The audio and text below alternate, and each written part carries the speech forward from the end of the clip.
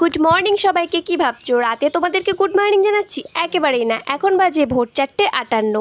পাশের বাড়ি দিদারটাকে আজকে ঘুমটা ভাঙলো। তারপরে সবাই মিলে চলে গেলাম শিউলি ফুল কোড়াতে, কারণ আজকে যে কোজাগরি লক্ষ্মী পুজো, এখন যদি ফুল না করে সকালে আর ফুল পাবো না।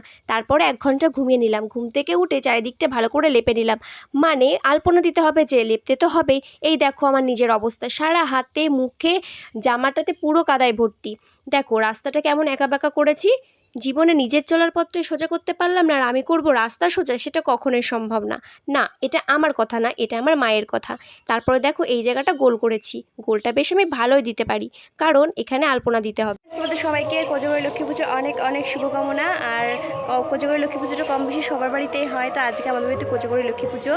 আর এই যে দেখতে পাচ্ছ, এটা হচ্ছে কি বলো তো, এটা হচ্ছে আমি তুলি বানিয়েছি, কারণ বাড়িতে তুলি ছিল না। তো দেখো তুলো দিয়ে আর এই যেরকম একটা কাঠি দিয়ে আমি এখন তুলি বানিয়ে নিয়েছি, কারণ আমি এখন দেবো আলপনা। তো চলো তোমাদের দেখিয়ে দিয়ে দেখো সেই জায়গাটা যেখানে আমি আলপনা দেওয়ার জন্য ওই যে বানিয়েছিলাম।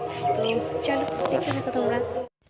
এই যে এবার আমি আলপনা দিতে শুরু করেছি, আর এখানে না আমি একটু আগে থেকে এঁকে নিয়েছি, না হলে বেঁকে যাবে যে, সেই জন্য। তারপরেও অনেকটাই বেঁকে গেছিলো জানো তো। এরপরে মা আবার ডাকলো এখানে এসে সেফটি পিন দিতে। মাকে শাড়ি পরানো হচ্ছে। উফ কি সুন্দর করে শাড়ি। চলো শাড়ি পরানোর পরে তোমাদেরকে আবার দেখাবো। আলপনাটাকে একটু কমপ্লিট করে নিয়ে যে হাফ করে রেখে গেছিলাম, তারপরে আবার শুরু করে দিলাম আলপনা করতে। আর এইদিকে ইনি যতক্ষণ আমি আলপনা দিয়েছি, প্রায় মাঝে মাঝে এসে এসে আমার আলপনাটা দেখে যাচ্ছিলো, অনেকটা সময় আমাকে দিয়েছে।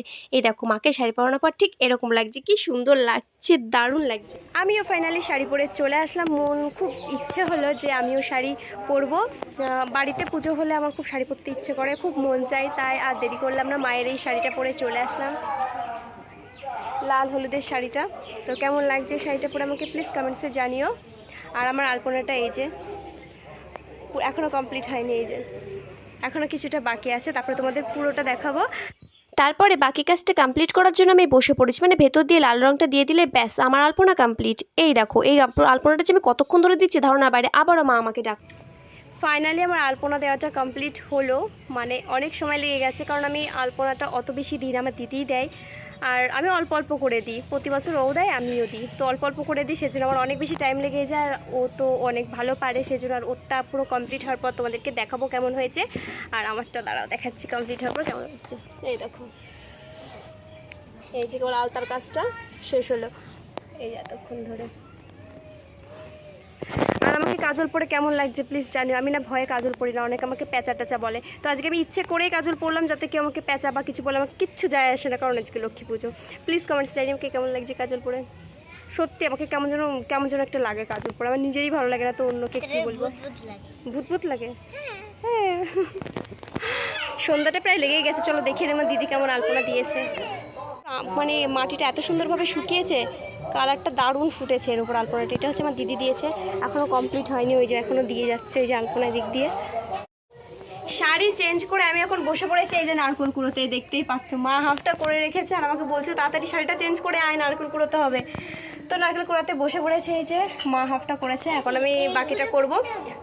ময়দা মাখাটা হয়ে গেলে আজকের মতো আমার কাজের ছুটি, মানে আমার আর কোনো কাজ নেই। চলো বাইরে থেকে দেখিয়ে দিই আলপনা দিয়ে আমাদের বাড়িটাকে কেমন লাগছে, চলো দেখে।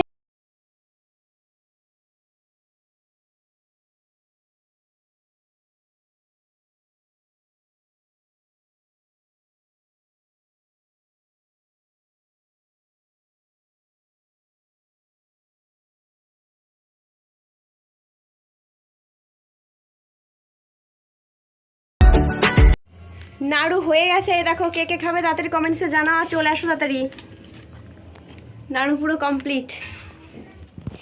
এদিকে দিদি পুজো করতে বসে গেছে, কারণ এখনও ব্রাহ্মণ আসেনি, পুজো করতে কখন আসবে তার ঠিকও নেই, সেই জন্য পাঁচালি করে রাখবে। তারপরে যখন ব্রাহ্মণ আসে, যেহেতু এখনও উপোস আছে, তারপরে ব্রাহ্মণে এসে করে যাবে। কোচায় যাবি না কোথাও?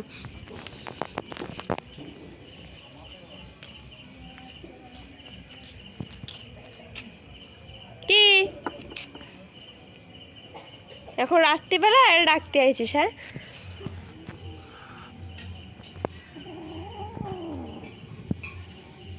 ওরা দুই ভাই,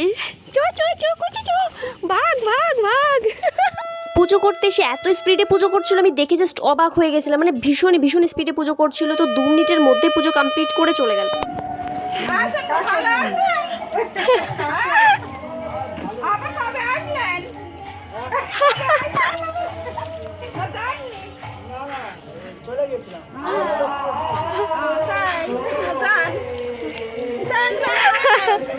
এটা আমাদের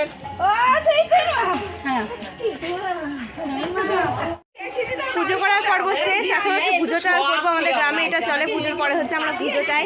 তো এই যে দিদাটা এসেছে সেজে পুজো নিতে, আরও বাচ্চারা অনেক অনেক বাচ্চারা এসেছে পুজো নিতে। তো পুজো যদি আমাদের বাড়িতে আগে হতো আমিও যেতাম পুজো চাইতে।